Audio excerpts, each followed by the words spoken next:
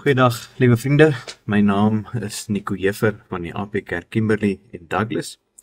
Die laaste keer wat ek episodes opgeneem het vir Bidkos, was ons besig met die Onse Vader. En ons het na die begrippe gaan kyk. Die eerste gedeelte het gegaan oor die begrip Onse Vader.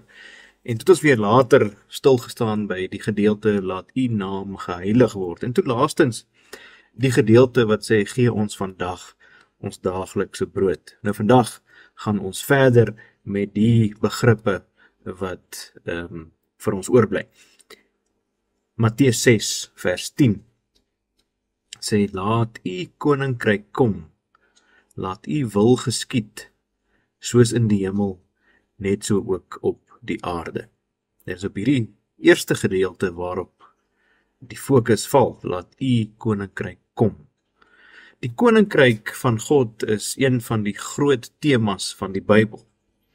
Dit is wat die Here Jesus ook preek. In Matteus 3 vers 2 sê hy, bekeer julle, want die koninkryk van die hemele is naby. Dan dink mens weer aan die bergpredikasie, die Here Jesus fokus op die koninkryk van God, en dan is dit baie meer as net 'n stel morele lesse vir 'n goeie en 'n mooi lewe.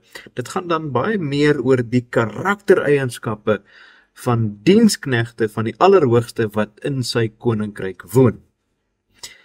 Die koninkryk idee kan vir ons dalk moeilik wees. Ons leef in 'n demokrasie. Ons is nie gewoond aan 'n koning nie. Ons is burgers van Suid-Afrika. Maar meer as dit is ons kinders van God.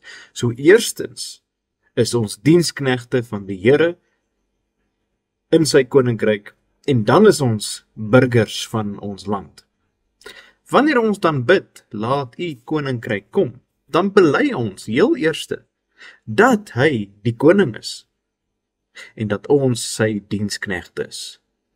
Maar saam met dit bely ons ook dat ons verantwoordelikheid sal moet vat.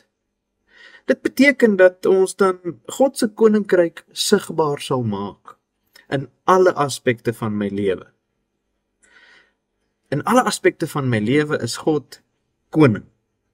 En dit spoel dan deur en dit word sigbaar. Mense mag nooit wonder of ek die Here aanbid nie. En wanneer dit so is, dan word God se koninkryk sigbaar. Deur my en jou, wat die Here gebruik, tot sy eer. Amen. Kom ons bid saam. Ons magtige Hemelse Vader, wanneer ons bid, help ons, sodat ons verantwoordelikheid sal aanvaar, sodat ons u koninkryk ook sigbaar sal maak. Dit vra ons in die naam van Jesus Christus. Amen.